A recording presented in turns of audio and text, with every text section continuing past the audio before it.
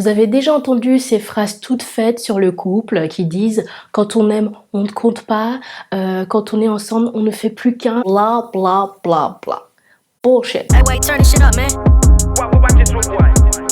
She nasty, wanna get with your boy cause I'm flashy. Oh, VVS on me how shining. Hey ladies, bienvenue sur la chaîne de Ladies Budget, je m'appelle Marie-Laure et toutes les semaines je vous propose des méthodes et des astuces pour vous aider à gérer votre budget au quotidien en toute féminité, simplicité et authenticité. L'argent dans le couple est un des sujets de tension les plus fréquents. Il est d'ailleurs souvent la source de différents divorces ou séparations et met régulièrement les femmes notamment dans des situations particulièrement difficiles. Donc dans cette vidéo, je vais partager avec vous le secret impérieux, je sais pas comment on dit, qui vous permettra de mieux gérer votre argent dans votre couple. Et ce secret-là, de quoi s'agit-il? La communication. La communication, vous en avez déjà entendu parler, et c'est d'ailleurs, je pense, au-delà de l'amour, c'est le ciment d'un couple. Lorsqu'un couple communique correctement, il évite pas mal de problèmes, et lorsque les problèmes surgissent, ils peuvent échanger dessus en toute transparence, en toute authenticité, et ça évite très bien souvent des catastrophes. Lorsqu'on parle de communication et argent dans le couple, il y a 7 aspects à ne pas négliger. Je ne vais pas parler de la communication pure et simple parce que ça serait un peu trop facile, un peu trop trivial. Mais à l'intérieur de cette communication dans le couple, je vais vous montrer les 7 aspects qu'il faut vraiment prendre en compte pour vous permettre de mieux gérer votre argent et de ne plus avoir de tension à ce sujet-là. Désolée pour ma voix un peu nasillarde, je suis hyper enrhumée, ça fait 3 jours, je n'en peux plus, je suis au bout de ma life. Donc je m'excuse par avance si vous entendez mon nez bouché. Premier aspect primordial, parlez de votre situation financière individuelle dès le début de votre relation. Oui, je sais, il y en a qui vont me dire ouais non mais non, au début c'est la lune de miel, machin, on pense pas à ça, on parle pas de ça, c'est n'importe quoi. C'est pas n'importe quoi. Dès le départ, dès que vous savez que cette relation-là sera sérieuse, dès que vous commencez à sentir que vous pouvez aller plus loin et construire un projet de vie ensemble, mettez ce sujet de l'argent sur la table. Ouvrez vos comptes, ouvrez votre situation et montrez à votre partenaire en toute transparence votre situation. Est-ce que vous avez des dettes? Est-ce que vous avez de l'épargne? Combien vous gagnez? C'est le genre de choses, on entend beaucoup trop souvent dans certains couples que la femme ne sait pas combien son mari gagne et vice versa. Ce qui est pour moi juste une vision des années 50, clairement. Deuxième aspect important, regardez et soyez honnête sur le style de vie de chacun. Comme je vous le disais au début, la phrase toute pourrie là, non on ne fait qu'un, non c'est faux. Un couple c'est 2 individus totalement distincts, avec des aspirations différentes, avec des styles de vie différents. Donc est-ce que l'un d'entre vous par exemple a un style de vie un peu plus dispendieux? Est-ce qu'il aime les belles choses? Est-ce qu'il s'achète des choses un peu plus chères que l'autre, etc. Ce n'est pas pour vous faire culpabiliser, ce n'est pas pour faire culpabiliser votre partenaire, pas du tout, c'est juste pour être conscient de la manière dont l'autre dépense et de la manière dont l'autre voit l'argent. Dans la même vague, troisième aspect important, avez-vous la même vision de la vie? Avez-vous les mêmes envies pour votre vie personnelle? Parfois, il y a certaines personnes qui n'attachent pas d'importance au fait d'avoir des enfants, qui n'attachent pas d'importance au fait d'avoir une maison ensemble, au fait d'avoir un travail stable, etc.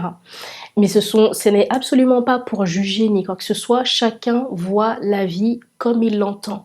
La vie en fait est là pour nous rendre heureux. Et donc si vous êtes heureux avec votre manière de vivre, tout va bien.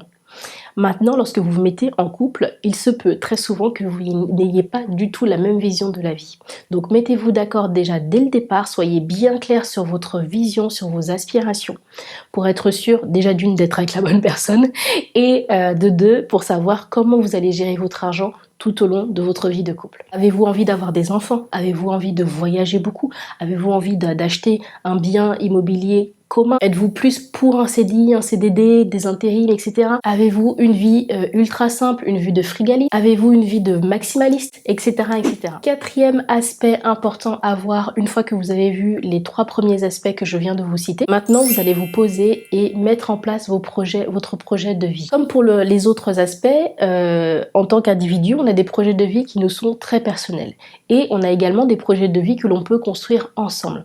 Donc là, à partir de tout ce que vous avez vu déjà avant, là vous pouvez commencer à construire votre projet de vie, à savoir si vous voulez des enfants, si vous voulez X, Y, Z.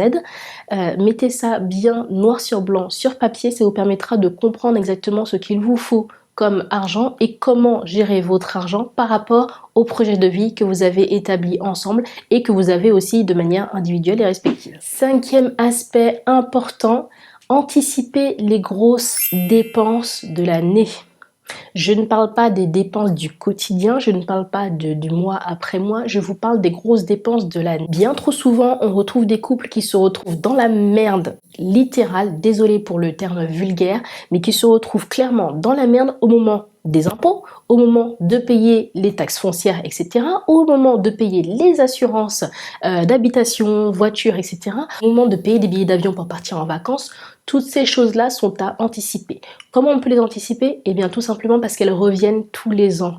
C'est pas compliqué, on sait très bien, on a à peu près tous le même type de grosses dépenses qui tombent dans l'année, plus les dépenses que vous avez de manière personnelle.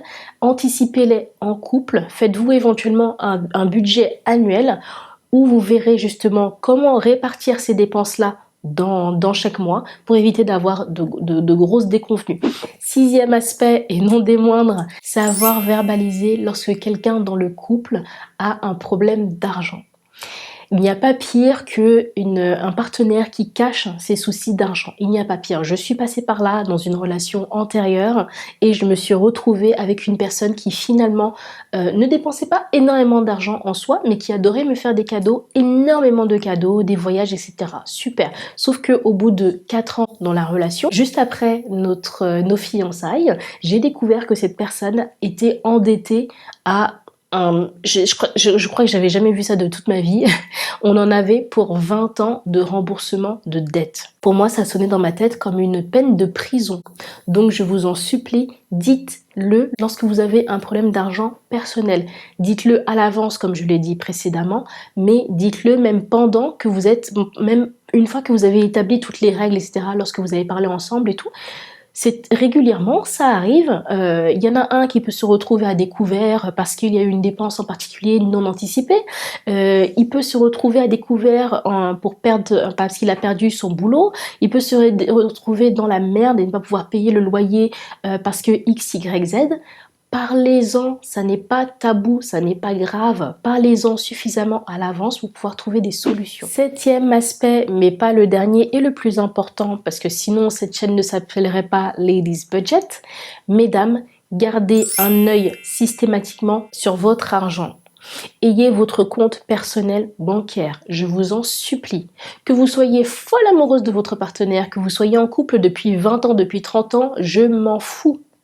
Bien trop souvent, et c'est des histoires vraies et je suis sûre que vous en connaissez autour de vous et peut-être que vous vivez cette situation-là, bien trop souvent, les femmes se font avoir à ce sujet et je le dis clairement, elles se font avoir à ce sujet parce qu'elles ont été beaucoup trop négligentes, parce que vous avez par exemple un conjoint et que c'est votre mari qui regarde un peu plus les dépenses de la famille que vous. Erreur fatale, ayez votre compte personnel s'il vous plaît.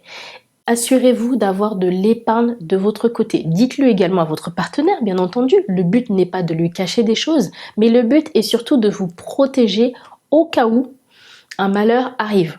Au cas où vous vous retrouvez sans votre partenaire du jour au lendemain, avec ou sans enfant. Et voilà, c'est tout pour moi. J'espère que cette vidéo vous aura plu. N'hésitez pas à me mettre en commentaire si vous avez, vous, des problèmes de communication par rapport à l'argent dans votre couple, comment vous gérez l'argent dans votre couple et si vous avez d'autres suggestions à me faire, bien entendu. La semaine prochaine, vous aurez une vidéo dans laquelle je vous parlerai de différentes méthodes que vous pouvez appliquer pour la gestion de votre argent dans votre couple. Donc, n'hésitez pas à vous abonner à ma chaîne et activer les notifications pour ne pas rater mes prochaines vidéos. Likez et partagez cette vidéo si elle vous a plu et suivez-moi également sur Instagram @ladies-budget. See you later!